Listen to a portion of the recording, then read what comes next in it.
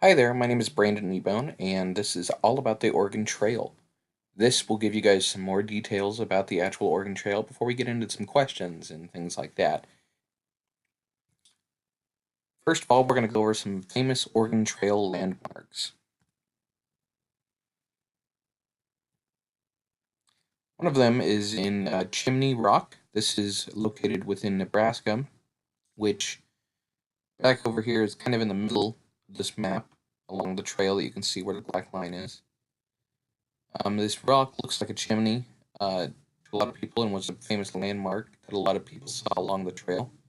A lot of people carved their names in the rock so that future people could see them actually as well. This is a main point along the trail and is very tall and could be visible for quite a ways for people to see. Another place is Independence Rock. Um, the meaning of this is that a lot of people came here on Independence Day, which is when the United States celebrates their independence, which is July 4th. Um, it's pretty big. As you can read, it's 700 feet wide, 1,900 feet long, and it's 128 feet above the Sweetwater Valley floor. It's very tall as well. Of course, these are all in United States measurements, not metric. Another place is the Snake River. Very, very deep along the Oregon Trail, and could only be used to be crossed by using some islands because it was so deep. Uh, it was very deep. A lot of people perished in it as well trying to cross it. It was a dangerous river due to the depth and the size of the actual river. Another place is Devil's Gate. This is near Independence Rock, which we talked about. It has a very deep center at a chasm. It is located in Wyoming, which is kind of the northern part of the trail. And it was a very popular spot along the trail as well, where a lot of settlers and immigrants um, rode across as well. This is a map which kind of shows a couple of the places. You can see Devil's Gate near Independence Rock, both located within the state of Wyoming, which is one of our 50 states in America. Okay, now we're going to talk about some famous people that have to do with the Oregon Trail. John C. Fremont lived through the years of 1813 through 1890. He was hired to kind of sell the idea of the West and get people to move over there. He was appointed as a governor of California to kind of lead it. California is below Oregon. It's where the gold rush took place as well. And he was kind of over there to make sure that people came and tell them about the good things to get people to move because there were too many people living on the East Coast and we needed to open up the new land that the United States had. Two of the presidents during the time of the major Oregon Trail. The first was William Henry Harrison. He didn't last very long because he caught a cold during his first month into office.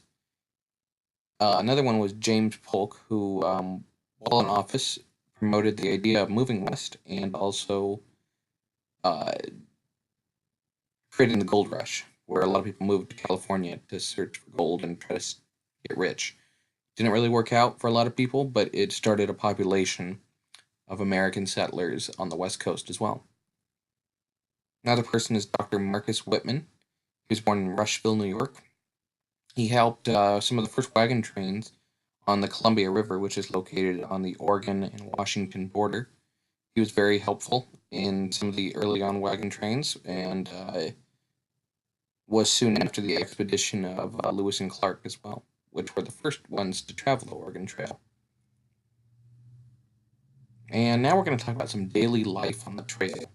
Pay attention to some of this stuff because this will help you in our further learning during our projects.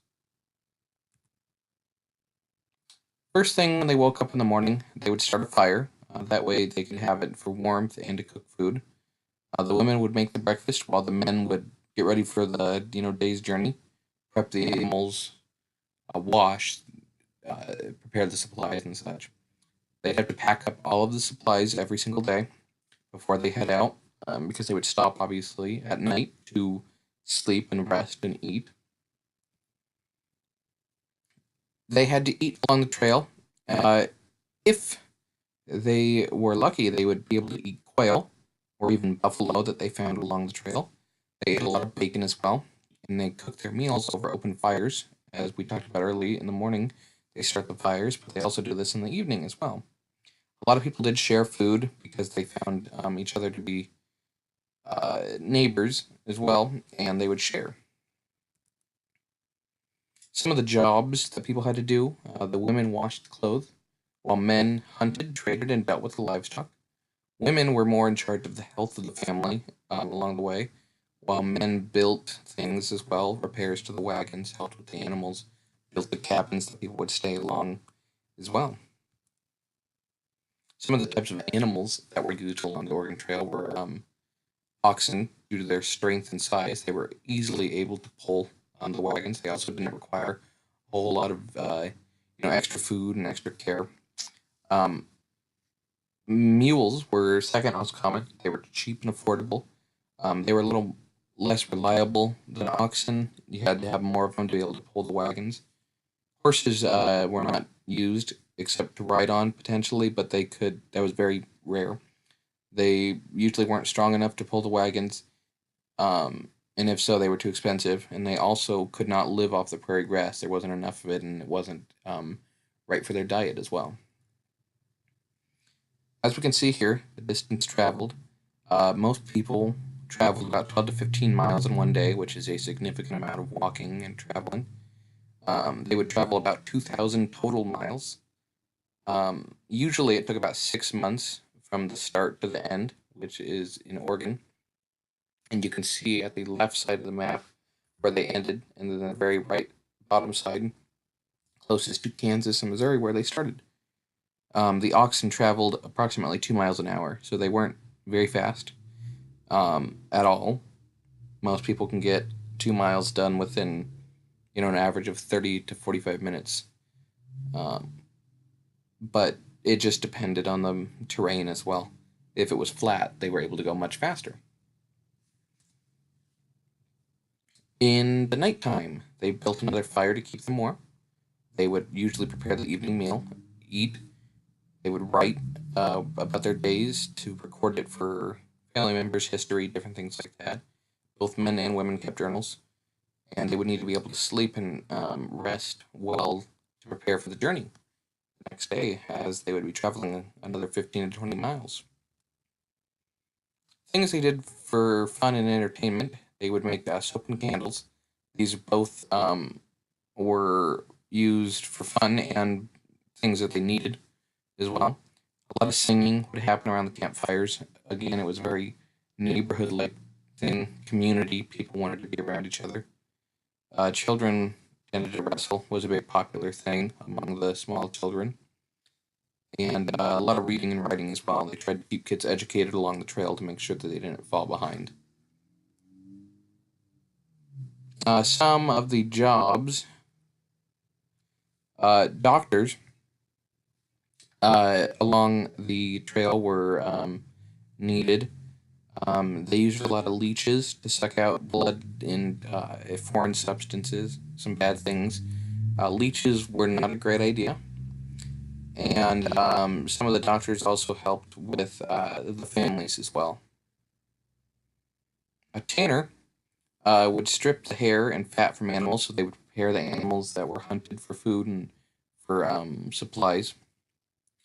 They would make leather boots, leather hats, leather bags, things like that, things they could use along the trail.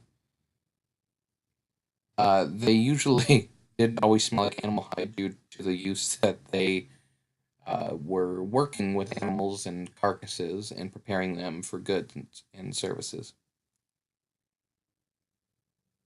Coopers basically made barrels. They used a lot of wood product. Um, they would prepare mainly a lot of barrels and other wood things to be used on the trail for packing and along the stops as well at the small stores and shops. Candle making was very popular. Uh, Tallow was the main ingredient in candles, and this comes from the fat from cows, sheep, and hogs. You'd have to get it very warm and then kind of mold it, kind of like with clay as well. Blacksmiths were also very important. They made a lot of things for the wheels. They made horseshoes, oxen shoes. They would fix children's play hoops. Um, this is the use of using metal and fire to craft metalwork things. They usually worked a lot of long days and didn't make a whole lot. Some of the hardships on the Oregon Trail, and this was a common thing, the Oregon Trail was tough for people.